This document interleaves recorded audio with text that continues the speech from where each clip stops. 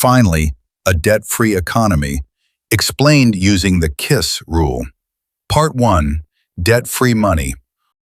All money is created by workers, not governments, not banks, not corporations.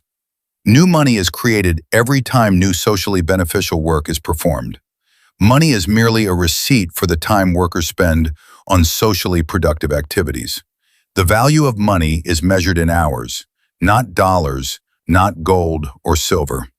The amount of money created in society always matches the amount of productive labor performed, exactly.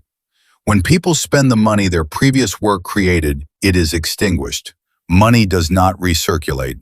The only way to get more money is to do more socially beneficial work.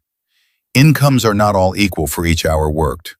Workers performing extremely difficult, highly skilled or dangerous work generate additional rest hours. All receipts for workers' socially productive labor are recorded in consumer credit accounts at commercial banks. Part 2. Debt-free economy. Money is not necessary to acquire or transfer assets between producers. Businesses are merely custodians of the assets that their workers produce. Businesses take custody of the assets they order for their production, but they don't own them. Business-to-business transfers operate on a custodial line of credit. When Business A ships an asset to Business B, the credit balance in Business A's account goes down. When Business B receives an asset from Business A, the credit balance in Business B's account goes up. All businesses have a custodial credit limit that they cannot exceed. Business transfers in custodial credit accounts are monitored and managed at commercial banks. Part 3. Consumption. Money is extinguished as asset values depreciate. Durable assets depreciate slowly and are less expensive. Better-built homes and longer-lasting equipment become more affordable than inferior products.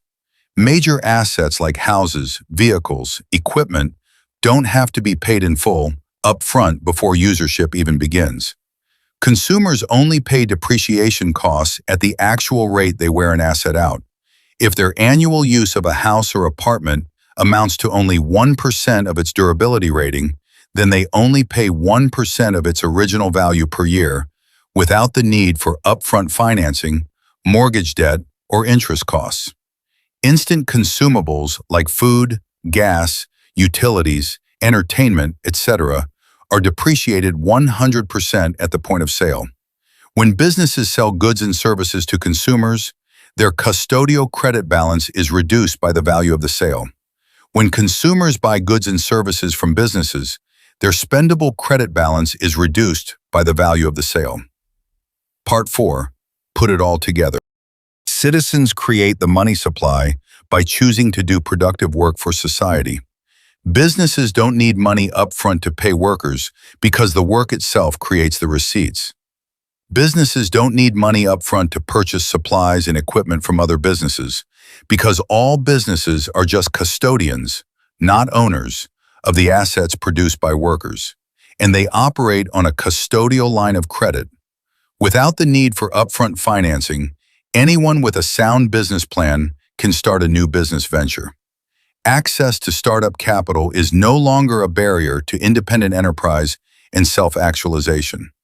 When money is based on time, it is easy to tell if someone is trying to cheat the system. There are only 24 hours per day, 8,760 hours per year. The value of all business-to-business transfers are recorded, and work hours are all recorded individually.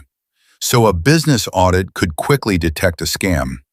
The price of all goods and services would simply be the sum of all input and labor costs.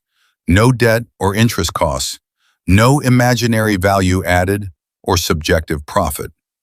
For the first time in history, a truly free market would be possible, where open competition on a level playing field would create a stable, honest, inflation-free economy that distributed productivity fairly and equitably to all workers.